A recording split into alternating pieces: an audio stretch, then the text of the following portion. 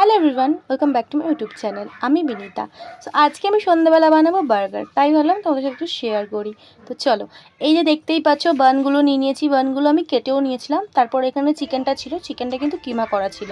তারপর কড়াতে দিয়ে দিয়েছিলাম বাটার, কারণ কি তেল দিয়ে ভাজিনি, আমি বাটার দিয়ে করেছিলাম। তারপরে এই যে বাটারটা হালকা দেওয়ার পর আমি কিন্তু এখানে কিমা দিয়ে দিয়েছিলাম, চিকেন কিমা।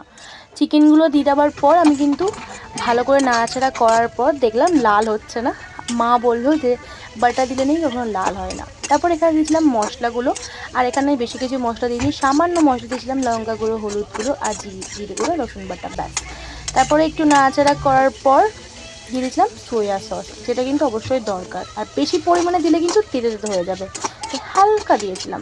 তারপরে একটু ভালো করে আবার নাড়াচাড়া করে নিয়েছিলাম। তারপর ভালো করে নিয়েছি, তারপর দিয়েছিলাম নুন, সামান্য দিয়েছিলাম। তারপর এখানে বসিয়েছিলাম বাটারটা, কারণ ব্রেড তো অবশ্যই দরকার, বার্গারের জন্য ব্রেডটাও ভাজতে হবে। আর আমি অনেক জায়গায় দোকানে দেখেছি যে ব্রেডটাকে সেই তেলের মধ্যে চুবিয়ে ভাজতে, বাট আমি এরকম কিছু করিনি। আমি মাখন দেওয়ার পর আমি ব্রেডগুলোকে ভেজে নিয়েছিলাম। এই যে দেখতে পাচ্ছ ব্রেড ভাজা হয়ে গেছে। তারপর এখানে ব্রেডের ওপরে সস লাগিয়ে দিয়েছিলাম, তোমরা তো লাগিয়েছিলাম টমেটো সস, তোমরা চাইলে মিউনিসও লাগাতে পারো। তারপর এখানে চিকেনটা দিয়ে দিয়েছিলাম, চিকেন কিমাটা। তারপরে দিয়ে দিয়েছিলাম টমেটো, আমি পেঁয়াজ খাই না তাই টমেটো দিয়েছিলাম। তারপরে টমেটো দেওয়ার পর দিয়ে দিয়েছিলাম চিজ, আবার দিয়েছিলাম টমেটো। তারপরে এই যে আরেকটা ব্রেডে লাগিয়ে নিয়েছিলাম মিউনিস, মানে আমি একটা ব্রেডে লাগাচ্ছিলাম টমেটো সস, একটা ব্রেডে লাগাচ্ছিলাম মিউনিস। দেখো আমার কিন্তু বার্গার রেডি। কেমন হয়েছে অবশ্যই কমেন্ট করে জানিও। চলো টাটা।